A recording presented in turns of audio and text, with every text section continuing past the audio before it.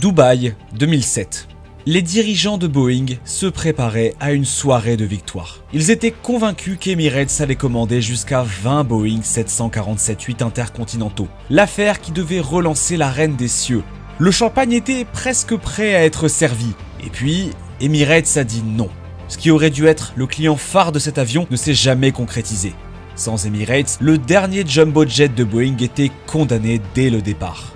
On pourrait penser que ce refus ne portait que sur la consommation de carburant ou le prix, mais la vérité est plus complexe. Ce n'était pas juste une commande d'avion, c'était une erreur de Boeing dans la compréhension de la compagnie aérienne la plus importante.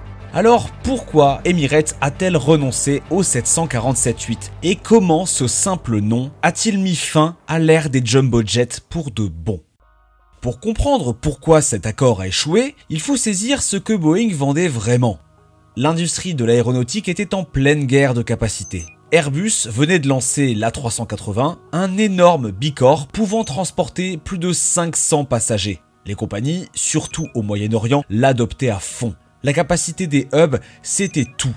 La réponse de Boeing, le 747-8 intercontinental. Prendre le 747, l'allonger, lui mettre de nouveaux moteurs réels. Plus de passagers que l'ancien 747, une meilleure consommation et tout le prestige du 747 que les compagnies chérissaient. Mais Emirates n'était pas n'importe quel client potentiel. Ils étaient déjà le plus gros client mondial de l'A380, 47 commandés à l'époque, qui sont passés à 161 puis redescendus à 123 avions, plus d'A380 que tous les autres réunis. Ils étaient aussi parmi les plus gros clients au monde du 777-300ER. Ces biréacteurs formaient la colonne vertébrale de leur réseau global, reliant Dubaï à New York, Sydney, partout. Alors pourquoi Emirates, déjà engagé sur l'A380 et le 777, voudrait soudainement du 747-8? Peut-être qu'ils voyaient ça comme un compromis. Plus prestigieux que le 777, moins volumineux que l'A380. Un avion capable de combler les trous dans leur réseau tout en gardant le charme légendaire du jumbo. Le 747 a toujours été synonyme de prestige. Panam s'en servait pour inaugurer l'ère du jet. Toutes les grandes compagnies voulaient la reine des cieux sur leur route phare. Mais c'est là que Boeing a fait sa première grosse erreur. Ils ont supposé qu'Emirates basait ses choix surtout sur le prestige. Emirates équilibre prestige et profit, et c'est les chiffres qui doivent primer. Voyons où Emirates aurait pu déployer ses 747-8. Les choix évidents, c'était leur ligne principale, axée sur le premium. Dubaï à New York, ce voyage de 15 heures rapportant des millions en classe affaires. Dubaï à Londres, l'une des routes internationales les plus fréquentées.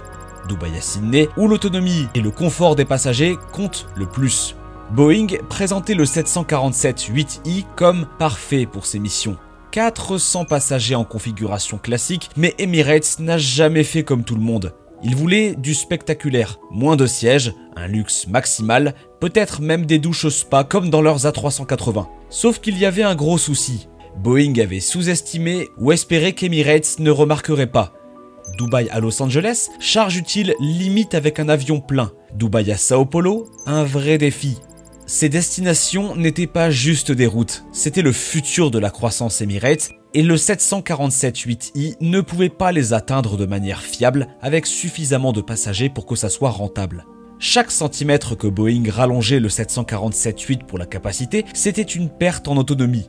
Or, l'autonomie, c'était tout pour le modèle Hub and Spoke d'Emirates. C'était la première fissure dans le discours de Boeing, mais pas la dernière. Boeing avait fait un choix stratégique fondamental avec le 747-8i qui allait compliquer l'accord avec Emirates avant même la fin des négociations. Il avait privilégié la capacité au détriment des performances. L'appareil pouvait embarquer jusqu'à 467 passagers en configuration standard, un chiffre impressionnant qui faisait belle figure dans les supports marketing. Mais cet allongement de 18 pieds avait un coût important. Le 747-8i tentait d'être deux avions à la fois. Un concurrent en capacité face à l'A380 et un performeur en autonomie pour les vols long courriers. Mais Boeing devait rivaliser avec la capacité gigantesque de l'A380, pas seulement améliorer l'ancien 747. Pour Emirates, cela posait des défis opérationnels. Tout leur modèle économique reposait sur la connexion du monde via Dubaï. Si un avion ne pouvait pas couvrir tous les coins de leur réseau avec des charges utiles viables, ça compliquait leur stratégie de flotte. Les chiffres parlaient d'eux-mêmes. Si la portée du 747-8i avait été portée à environ 7730 miles nautiques, elle ne correspondait toujours pas à ce qu'Emirates demandait pour ses routes les plus ambitieuses. Dubaï jusqu'à Los Angeles, c'est environ 7900 miles nautiques. Possible, mais juste et pas avec la charge nécessaire pour maximiser les revenus d'Emirates. Dubaï jusqu'à Sao Paulo, encore plus compliqué. Emirates a analysé ces chiffres et repéré le problème principal. Le 747-8i essayait de remplir plusieurs missions mais n'excellait en aucune qui serve spécifiquement la stratégie réseau d'Emirates. Mais même si l'autonomie avait parfaitement fonctionné, Emirates faisait face à une réalité encore plus complexe, l'économie de la flotte et l'efficacité opérationnelle. Le 747-8i pouvait accueillir à peine plus de passagers que le 777-300ER, peut-être une trentaine de plus dans les configurations luxueuses d'Emirates, mais il consommait beaucoup plus de carburant. 4 moteurs contre 2, une maintenance plus complexe, des coûts de formation plus élevés. Tout ça représentait des millions de coûts opérationnels supplémentaires chaque année. Emirates avait déjà fait de gros investissements dans le 777-300ER. Plus de 140 allaient être livrés.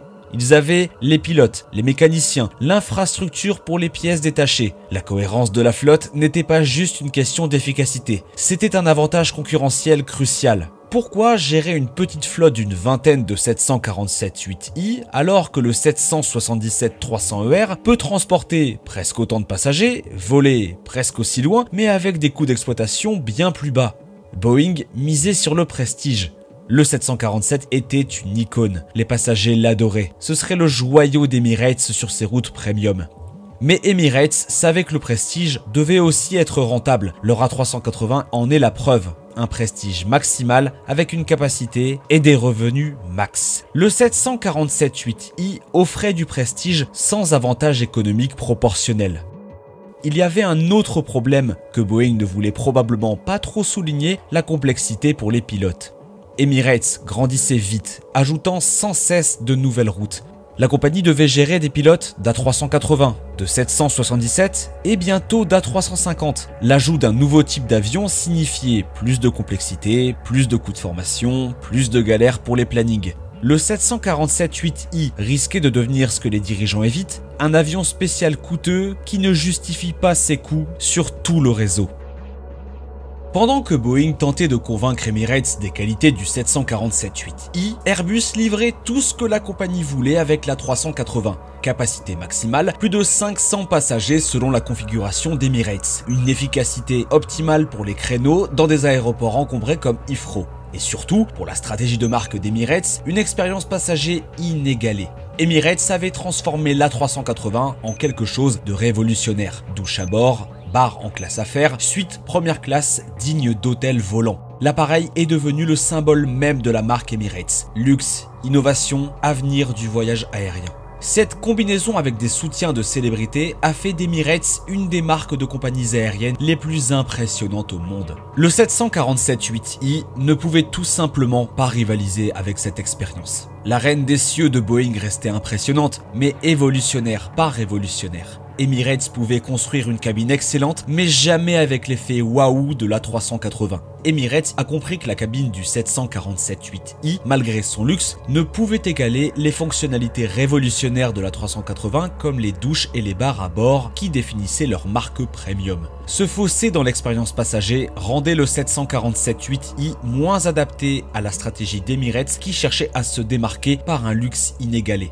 La stratégie d'Emirates se précisait, utiliser l'A380 pour la capacité maximale et le prestige sur les routes principales, le 777-300ER pour l'efficacité et la flexibilité partout ailleurs. C'était une solution élégante à deux appareils couvrant toutes les missions possibles. Le 747-8i, nulle part. Le 747-8i était trop grand pour remplacer le 777, trop petit pour rivaliser avec la 380 et trop cher pour être un acteur de niche. La compagnie voyait l'avenir clairement. A380 plus 777 égale couverture mondiale. 3 types de gros porteurs différents, trop compliqués en exploitation, peu profitables.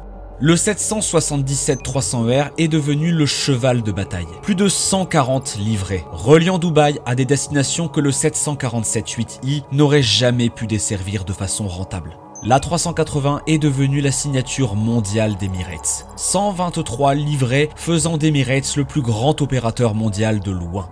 L'appareil est devenu le symbole international de la marque Emirates. Mais dans les années 2010 et 2020, Emirates a continué d'évoluer. 205 Boeing 777X commandés, 50 Airbus A350-900, 35 Boeing 787-9 pour des routes moins denses. La stratégie restait cohérente. Des bimoteurs efficaces pour la plupart des missions, des avions ultra gros pour les hubs saturés. Puis Fly Dubai pour alimenter le réseau global à partir de villes secondaires situées à moins de 6 heures de Dubaï. Il est maintenant temps de parler de ce que le rejet d'Emirates a signifié pour Boeing. Sans Emirates, les ventes de passagers ont peiné. La production totale, hors avion VIP, seulement 36 747-8 pour 3 compagnies. Lufthansa en a pris 19, Korean Air 10, Air China 7. C'est tout. Alors que Boeing galérait à vendre juste 36 747-8i passagers, Airbus avait décroché 50 commandes d'A350-900 d'Emirates en 2019, puis 15 de plus en 2023. Boeing a dû se tourner vers le 777X, retardé jusqu'en 2026, ce qui montre à quel point le refus d'Emirates a mis en lumière l'erreur de Boeing dans un marché férocement concurrentiel. Pendant ce temps, le pari d'Emirates sur l'A380 a payé. Emirates exploite à elle seule 123 A380. La compagnie a, en quelque sorte, maintenu la production de l'A380 en vie jusqu'en 2021. Le dernier 747-8i passager est sorti de la chaîne Boeing en 2017. Mettant fin à plus de 4 décennies de production de jumbo passagers. Emirates a prouvé qu'une compagnie pouvait dominer le monde avec un choix stratégique d'appareils. Le 777 et l'A380 couvrent toutes les missions nécessaires, des vols à 300 passagers aux services dépassant les 500. Aujourd'hui, Emirates exploite l'une des flottes large corps les plus efficaces et rentables au monde. Et tout ça sans un seul 747 passagers. Ce qui nous mène au facteur prestige. La décision d'Emirates symbolisait un changement profond dans la philosophie des flottes aériennes. L'époque d'acheter des avions surtout pour le prestige évoluait. Emirates, malgré son image de luxe, prenait avant tout des décisions business. Le prestige devait apporter une valeur économique proportionnelle, comme le succès de leur A380 l'a prouvé. Le modèle global d'Emirates exigeait des avions capables d'atteindre n'importe quelle destination depuis Dubaï avec des charges utiles rentables. Les limites de portée du 747-8i n'étaient pas de simples désagréments, c'étaient des contraintes stratégiques. La simplicité de flotte devenait cruciale. Pourquoi gérer plusieurs types d'avions lorsque 2 suffisaient pour toutes les missions? Emirates a montré qu'une compagnie pouvait bâtir un large réseau grâce à une stratégie simple. Des gros avions pour les routes à haute capacité, des avions efficaces pour le reste. Les compagnies à succès aujourd'hui s'appuient sur des philosophies similaires. Les flottes complexes avec plusieurs types d'avions se font rares, pas plus nombreuses. Emirates a failli changer le destin du Boeing 747-8 intercontinental. La commande potentielle de la compagnie aurait représenté près de la moitié de la production totale du programme. Son soutien aurait pu convaincre d'autres compagnies de suivre, prolongeant peut-être la production des 747 passagers. Mais les chiffres ne collaient tout simplement pas. Trop de complexité pour un bénéfice insuffisant. Le 747-8i n'avait pas de place claire dans l'équation stratégique d'Emirates, malgré son statut iconique. Aujourd'hui, avec l'arrêt de la production de l'A380 et celle du 747 passagers, l'industrie ne développe plus d'appareils très grands pour passagers. Les compagnies opèrent avec des biréacteurs efficaces, même sur des lignes qui gagneraient à plus de capacité. La Reine des Cieux a rendu de grands services à l'aviation, mais en économie aérienne, le passé ne garantit pas le succès futur.